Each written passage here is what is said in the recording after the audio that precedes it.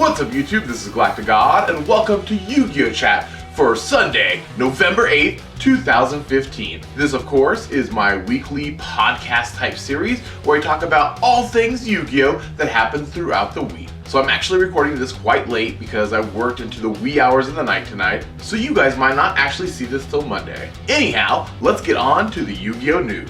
Of course, the biggest thing to happen is YCS San Jose. It had an impressive 928 players attend the event. I always think it's kind of funny when a YCS anywhere in the country gets less players than a Southern California regional, as we typically get 1,000 plus duelists attending the regionals in either Anaheim or Los Angeles. Of course, there was an impressive amount of Kozmo decks at the event, including that of the winning duelist. So a big congratulations goes out to Jessy Samek for winning the event. And I think there can be no denying that Kozmos is here and will definitely have a huge impact on this upcoming format. In other Yu-Gi-Oh news, we finally learned that Dark Magician of Chaos will be getting its Errata'd in the Yugi's Legendary Deck set. Now, I just answered a question about Dark Magician, whether it will ever come off of the ban list, in last week's Yu-Gi-Oh Chat, and in that video I talked about how we would never see that happen until an Errata'd version of this card was finally released to us here in the TCG. The only really sad thing about this news comes that it's getting released so shortly after the format change, after Konami announced our new Forbidden / Limited list. So it looks like whenever Konami decides to go ahead and update the list again, whether it be in 2, 3, 4, 5, 6 months, however long they decide to take for this meta, we should be finally getting DMOC back to us to play. Also, lots of things happening in the Yu-Gi-Oh Market Watch. One of the biggest things, though, that occurred this week was Storming Mirror Force becoming a $50 to $60 card. I know earlier in the week, Vexy made a video too talking about how it reached up to $70. The secondary market in this game is so volatile and so hard to predict exactly what might happen. Which brings me to my next topic, Price Spike and Frightful Tiger. This is really surprising because it's about to get a reprint. I don't know why people are clamoring so hard to get copies of this fusion card. I know the Ultra Rare promo is still pretty hard to come by right now, but Konami announced quite a while ago that it was going to get reprinted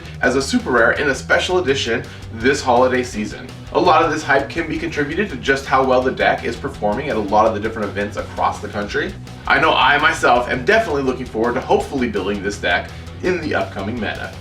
Finally, I also want to talk about how SEMO announced that the YugiTuber Grand Championship 2016 Autumn Qualifier will officially use the November 9th, 2015 ban list. Now, this is definitely a good idea in my opinion, as he was previously going to use the former ban list. And I think since the tournament will actually start during this current format, I think it's a better idea to use the current list. Next up, I want to get on to some Yu-Gi-Oh Q&A questions. Now, Joseph asked, "Hey GalacticGod, do you think they will ever let Elemental Hero Stratos go to the limited list?" Now, Stratos has been imprisoned on that ban list for far too long. In fact, I think he should have never been put on the forbidden list. I know there are those who think that he is rightfully where he belongs, but I just don't see it. I almost feel like Konami is just trolling the Yu-Gi-Oh community, especially those who love the Elemental Hero archetype. Stratos is really the key card to getting it back to any kind of top level play, and personally, even with Stratos, I don't think heroes will be able to contend with the upper echelon type of decks. With that said, I really see no reason why he needs to remain on the ban list. And hopefully Konami will come to their senses and make him limited on the next Forbidden / Limited list. Now, the next question comes from Dash Unicorn 2, who asks, "Has a ban list ever massacred so many decks at once like this one in the past?" Now, quite a few years ago, there was a format that had a pretty diverse type of meta. We had a YCS where Windups won, where Dino Rabbit won, where Insectors won, Mermails, Fire Fist Prophecy, Chaos Dragons, and just a plethora of different kind of decks. And that following ban list, we saw Konami hit many of them, so much so that they could not be played in the next format. Decks like Dino Rabbit, Windups, Insectors, and Chaos Dragons all fell to the wayside. So Konami hitting so many archetypes with one list is not unprecedented, but a little uncommon for the organization. So the next question comes from Ethan, who asks, "Hey GalacticGod, what deck will you be focusing on for the new format?" So as any of you guys who know who've watched my channel for any number of years can predict, I'm probably going to dabble in quite a few different kinds of decks. I think the only real meta one that I will be using once it comes out is the Monarch deck. I have been playing different variations of different kinds of Monarch decks ever since the archetype was first released here in the TCG. So I'm definitely going to be giving that one a try. Plus, hopefully, it's a little bit more budget friendly, so for myself and players out there, who don't have so much money to spend on the game of Yu-Gi-Oh, but want to stay somewhat competitive, the Monarch structure deck allows us to do so. Plus, I'm also going to be playing one of my more favorite decks such as Synchrons, and I still do want to try out Fluffles. So the final question comes from Nick Laser Kintoff, who asks, "Hey GalacticGod, what's the best thing about being a YouTuber?" And actually, I think there's a lot of really cool things about making videos up here on YouTube.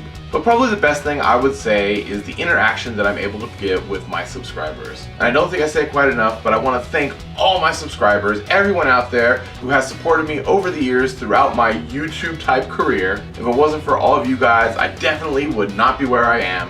You give me the drive to continue moving forward and making videos, finding new ways to be innovative within this community, and I just want to say thank you for everything that you've done for me.